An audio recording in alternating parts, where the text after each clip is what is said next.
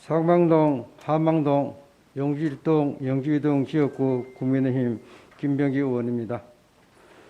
이영우 의장님과 선배 동료 의원 여러분, 본 의원에게 5분 자유 발언의 기회를 주셔서 감사드립니다.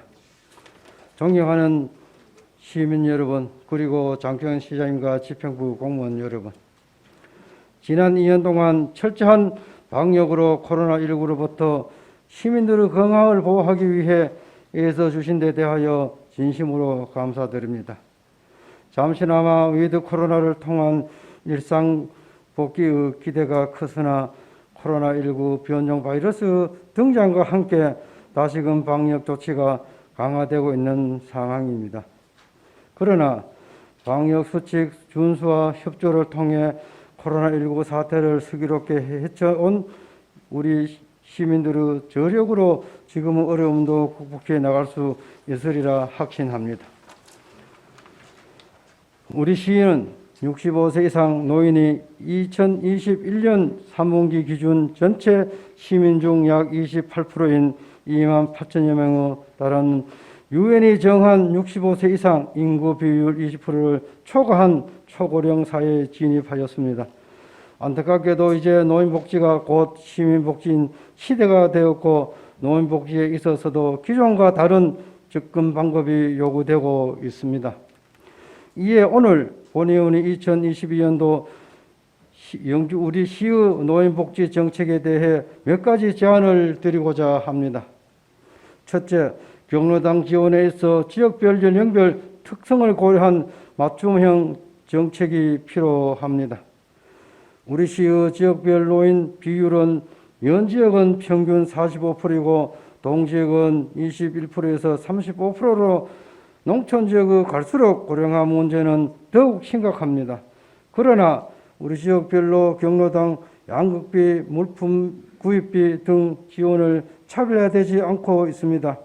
낮은 경제 자립도와 갈수록 늘어나는 복지 분야 예산 수요 아래서 한정된 경로당 지원에 예산이 더 필요한 곳에 적정하게 지원될 수 있도록 차별화된 방안을 마련해야 합니다. 또 경로당 지원에 있어 연령별 맞춤형 정책 역시 개발 도입할 필요가 있습니다.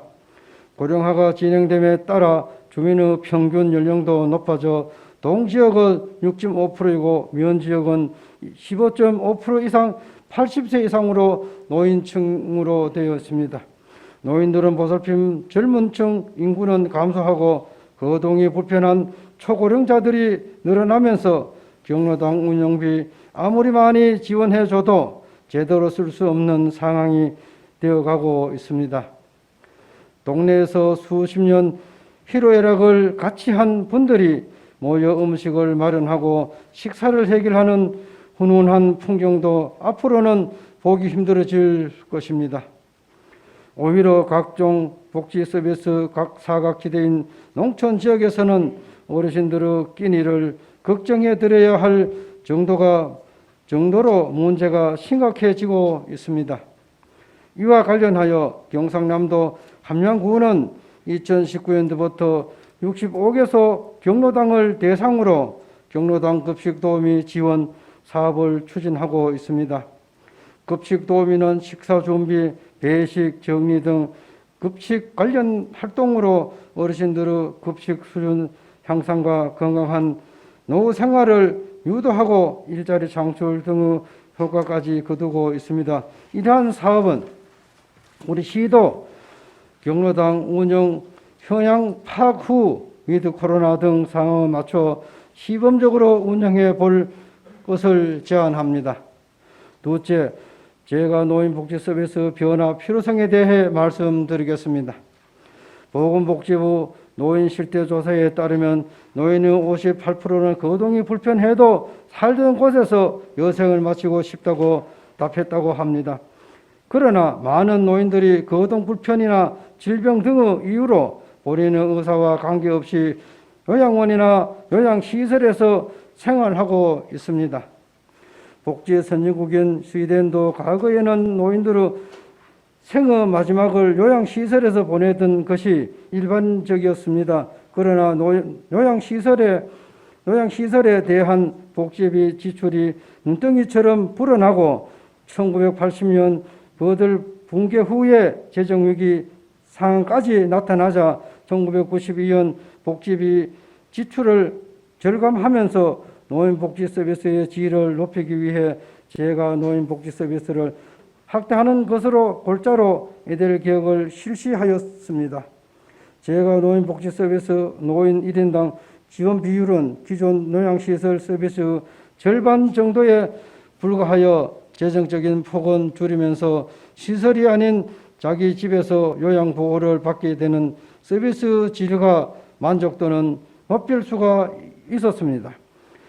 우리도 노령인구 급증에 따른 복지 분야 재정 부담 감소와 노인 계층의 삶을 엄중성 보장을 위해 제가 노인복지 서비스 개선 및 강화 방안을 진지하게 고민할 때라고 생각합니다. 먼저 우리 시에서 취약계층 노인 지원 사업으로 시행 중인 노인 맞춤 돌봄은 방문 노인과 취약계층 노인들의 간 서먹함으로 인해 서비스에 대한 만족도가 그다지 높지 않는 실정입니다. 만약 서비스 대상 취약계층 노인의 거주지 인근 지역 인력으로 방문 인원을 모집함으로써 건강한 이웃 사촌들이 말벗도 되고 각종 어려움도 해결해주는 상태로 추진된다면 사업의 효과는 배가 될 것입니다. 또 전문교육 받은 청년들로 하여금 경로당을 활용한 노인 공동급식소 운영, 치매 예방 프로그램 거동, 불편 노인들을 위한 자택 방문 서비스 제공 등을 수행토록 사업 계획을 세워 추진한다면 노인들의 삶의 질 향상에 지역 청년들의 일자리도 확보에 도움이 될 수 있다고 생각합니다.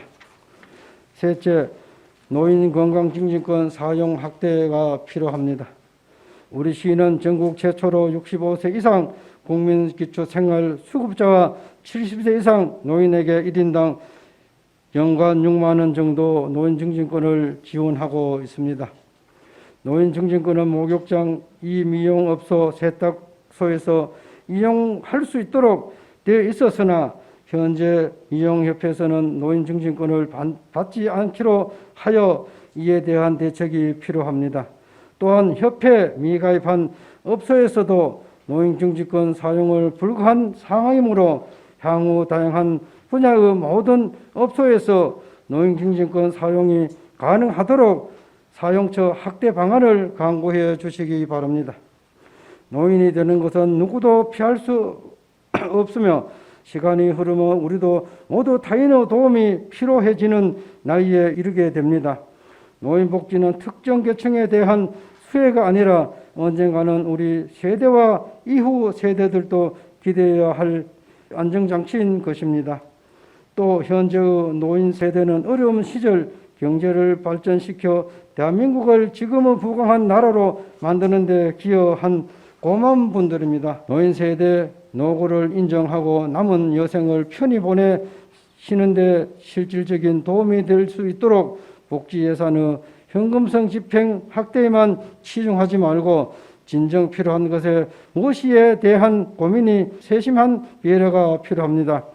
정기현 시장을 비롯한 집행부 공무원 여러분, 지금은 코로나19 사태 장기화로 시민들이 많은 정신적, 경제적 고통을 겪고 있습니다.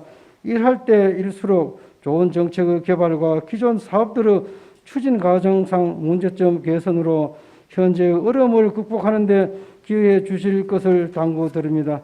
장시간 경청해 주셔서 감사합니다.